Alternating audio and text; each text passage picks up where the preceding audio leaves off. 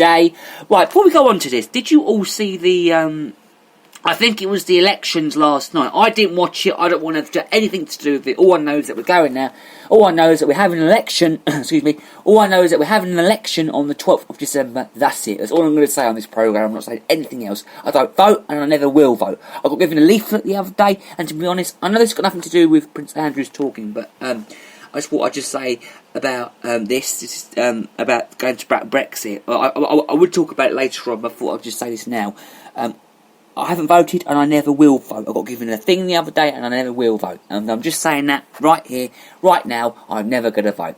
So going back to this story, Buckingham Palace said that he would from now on work privately on his cherished scheme, which helps entrepreneurs find backers. The question of whether he will have to change its name is said to be up for decision.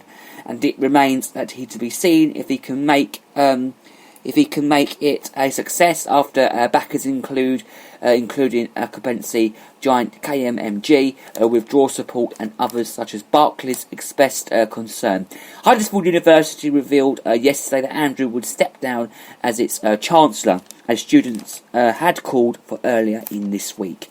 And the Outward Bound Trust said it has accepted the resignation, thanking him for his support over many years. And the 59-year-old had inherited both roles from his father, Prince Philip. Meanwhile, a lawyer for some of the victims of financial in Epstein warned that these could be a dyspeptic incident if Andrew does not go to the US to face questioning.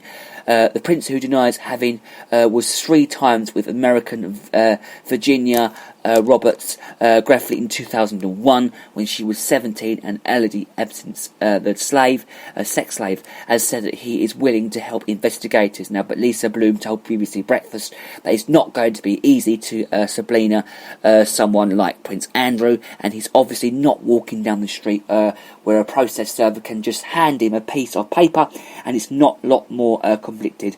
If he refers to come back, we may have a domestic situation, she said. She said, I hope it doesn't come to that. I take him at his word.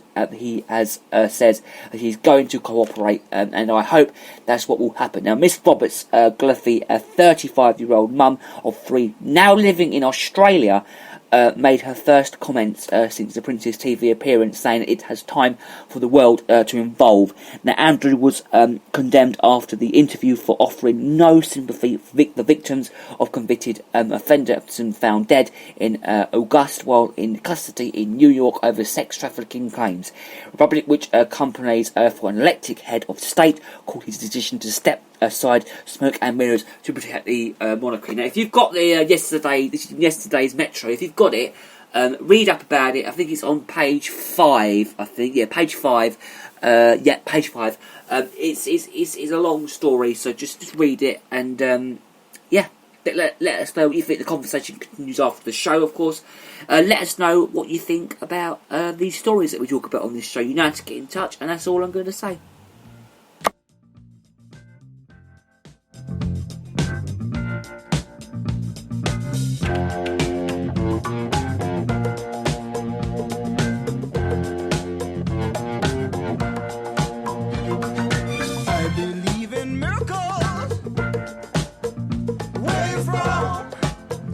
Sexy thing, you. I believe in miracles. Since you came along, you sexy thing.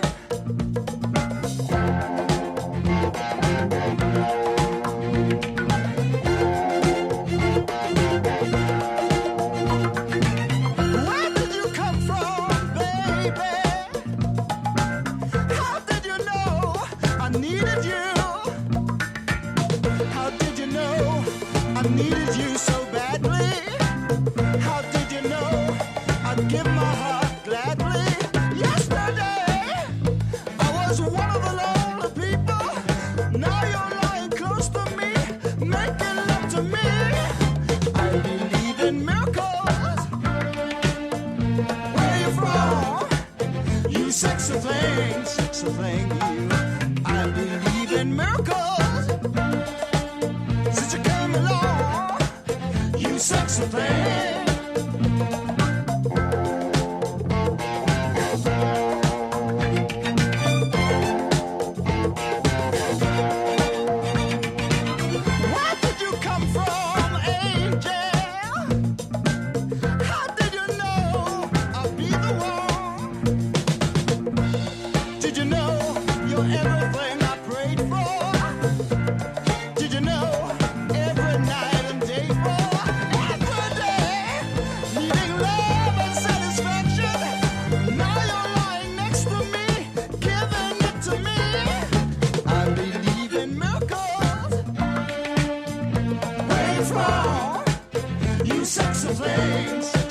thing, you.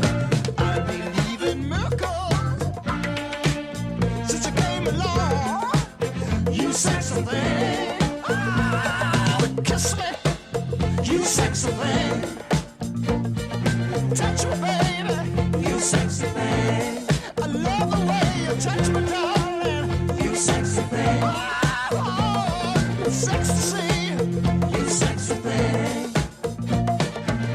Yesterday, I was one of the lonely people. Now you're lying close to me, giving it to me. I believe in miracles. Where you from? You sexy thing, you. I believe in miracles. Since you came along, you sexy thing. Oh, touch me. Kiss me, darling. I love the way you hold me, baby. It's ecstasy. It's ecstasy. Kiss me, baby. I love the way you kiss me, darling.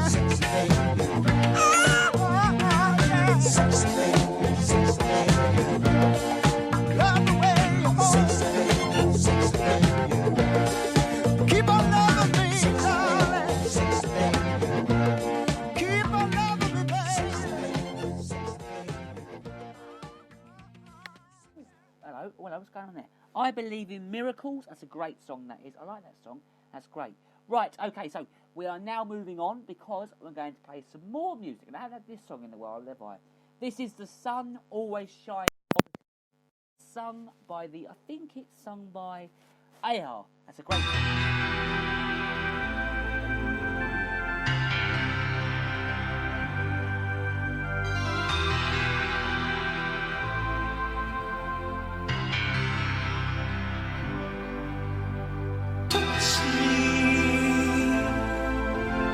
How can it be?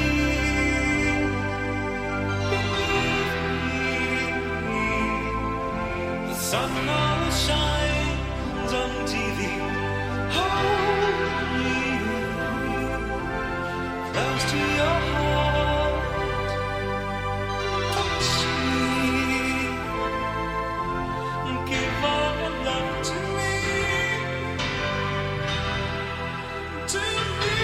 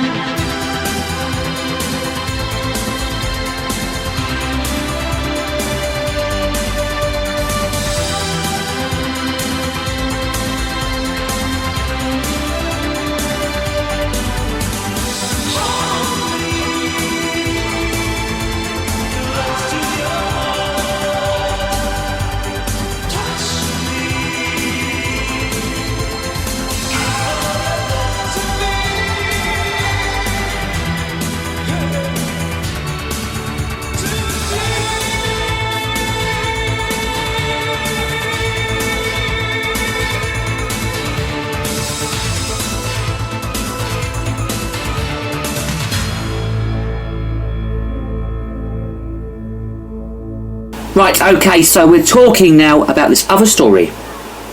Now, this story is... Hang on, let me just take my headphones out. Do I? Right, that's it. Right, take them out, that's it. Okay, so we are now talking about this story about commuters. Now, this is true because germs on handrails and seats, lack of fresh air, packed carriages. This is what happens, by the way. This is terrible, absolutely terrible. Commuters believe... then they poach a breeding ground for catching viruses, would you believe? Now, could you just believe that 2/3 of people who travel to work on public transport think it is a major cause of maladies? Now, a poll shows of the 4 in 5 commuters who had a winter illness last year, more than a third believe it is very likely that they caught in a wild transit. Now, 3 in 10 fear using London's tube is likely to make them ill, and more than half think that the same about with buses as well. Now, a poll of 2,000 people also suggests that 41% of commuters have been coughed on during their daily journey, which is true because I have. More than a quarter are disgusted by the sniffing and poultering of fellow travellers. Of course, now, while 1 in 5 are left feeling worried and anxious, the most annoying experience is a passenger not covering their mouth when they cough. The survey shows this, though, because there's a survey here that while sitting next to someone who is ill, now 40% have washed their hands with sanitizer to try, which is like the chemically stuff, to not flee the germs, and 37% have moved seats turned away from the person, and nearly 3/4 of commuters admit that they don't avoid public transport when they are ill. The poll carried out the Mendel sweet maker Jackman's found that about a quarter are left feeling guilty as a result. Elizabeth Hughes, Gapper of Jackman's, said that there are ways to minimise cold condensation in busy spaces, but for many commuters getting ill is simply unavailable. Now, if you want to read more about that story, you can read about it, of course, in the Metro, because that is one of the only papers that I can get. Right, let's move on with the music now.